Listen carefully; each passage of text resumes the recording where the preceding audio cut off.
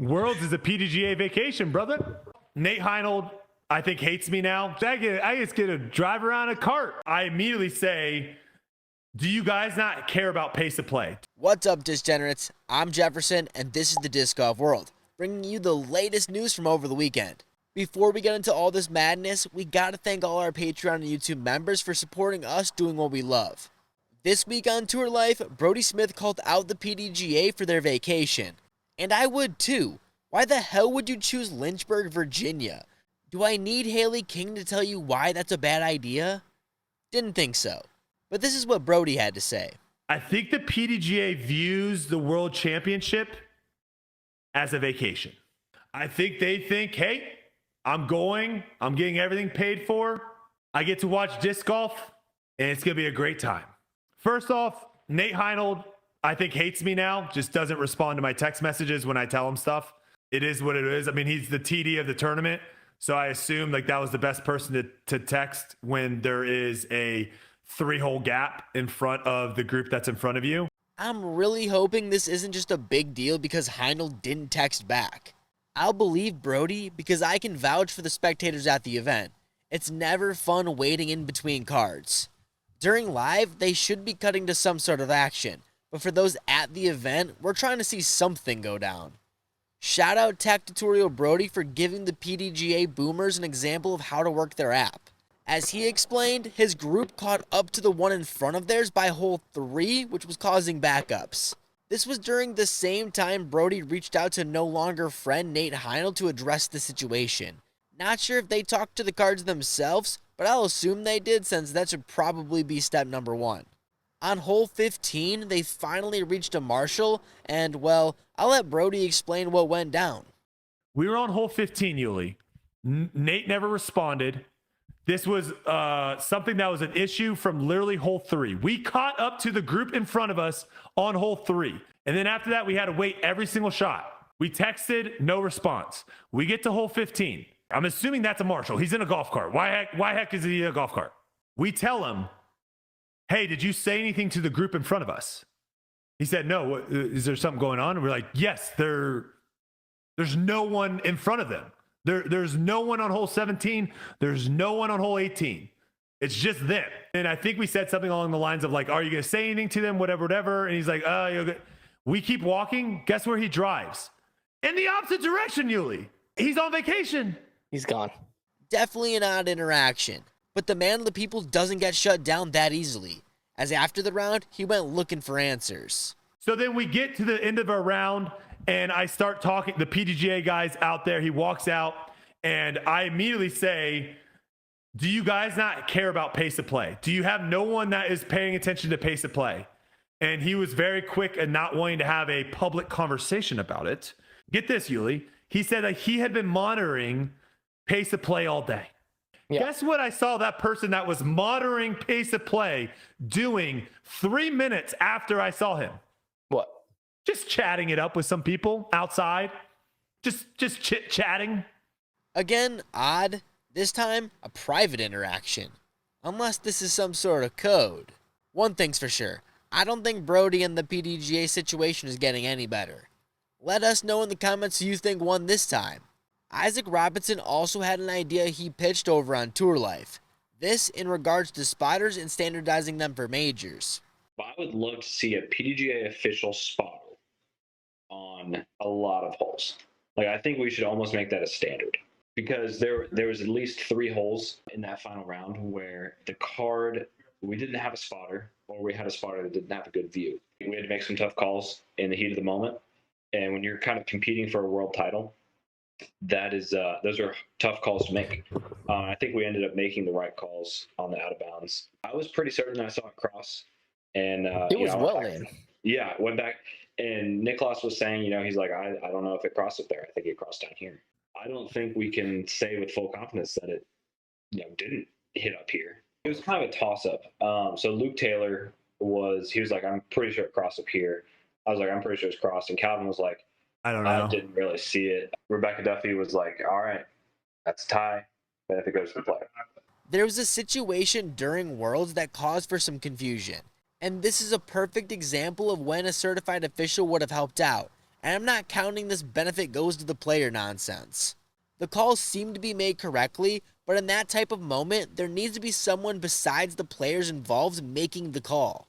Not to say any of these players had any ill will, but there shouldn't even be an opportunity for that with a world title on the line. As Brodie would say, we got people in golf carts. Why does someone not drive down by the damn line to see the call? I know Isaac might be one of the first players to openly talk about standardizing spotters. However, this is a common request, and shouldn't even be that big of a deal, as Isaac says later on in the podcast that the PDGA already has official spotters in certain situations. If we had a PDGA official spotter, because they have those, we use them occasionally, that would make the calls a little easier. Not too sure what is a bigger spot than the World Championships, but hey, what do I know? Beth at 69. I just told myself, you just got to will this one in there. Whatever you have, just will it in there.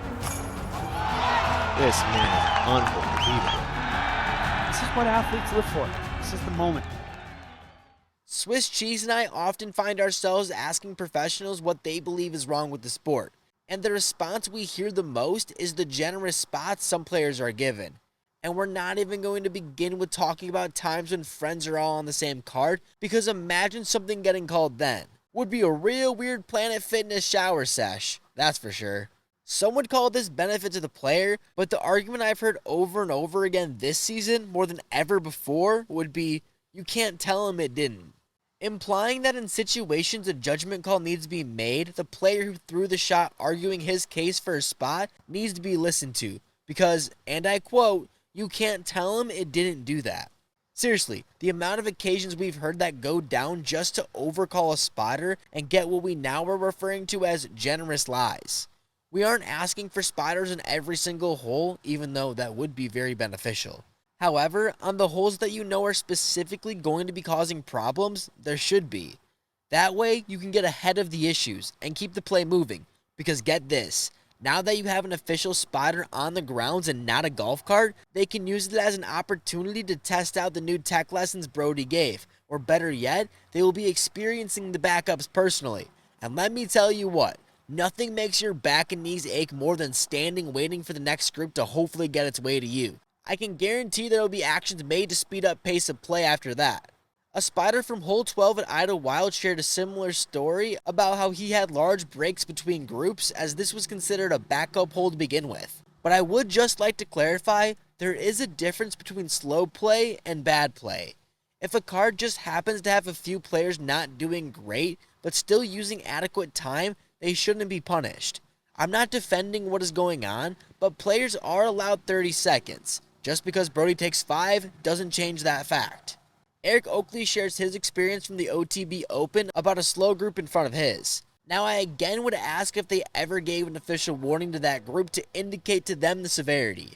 I know it might not be popular that our sport is self-governed, but the only way to ensure people don't take advantage of the rules is to make the calls. Now I don't know if this issue comes from specific players, courses, or if it's all situational.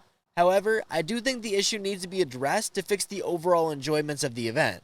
I'm curious if the PDGA will ever address these claims from Brodie, because I truly think it's a worse look to just eat those punches, especially if you feel like the job was being done correctly.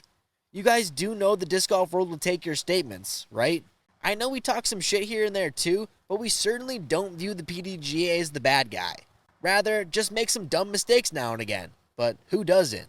If you're gonna keep quiet, can we at least choose a different vacation spot next time? Worlds is a PDGA vacation, brother. You guys might not know it, but there was a DGPT event that happened this past weekend. I mean, that's if we're counting the qualifier events.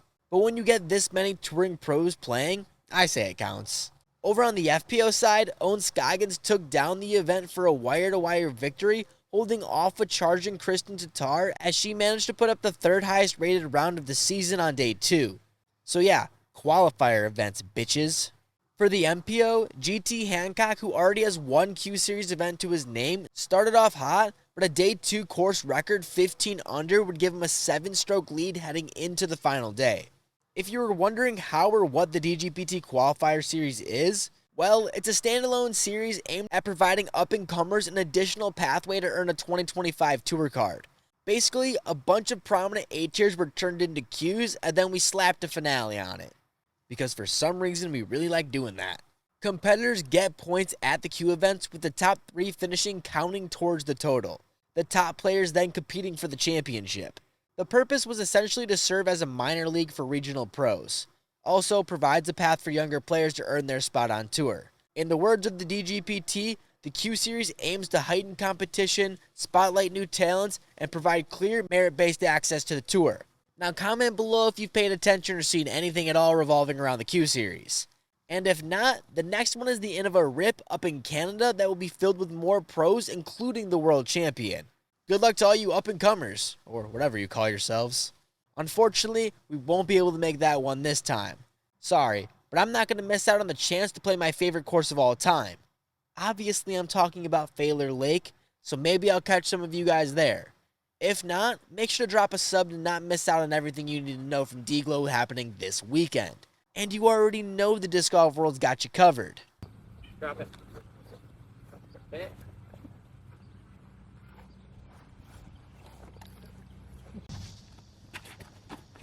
Come on, baby.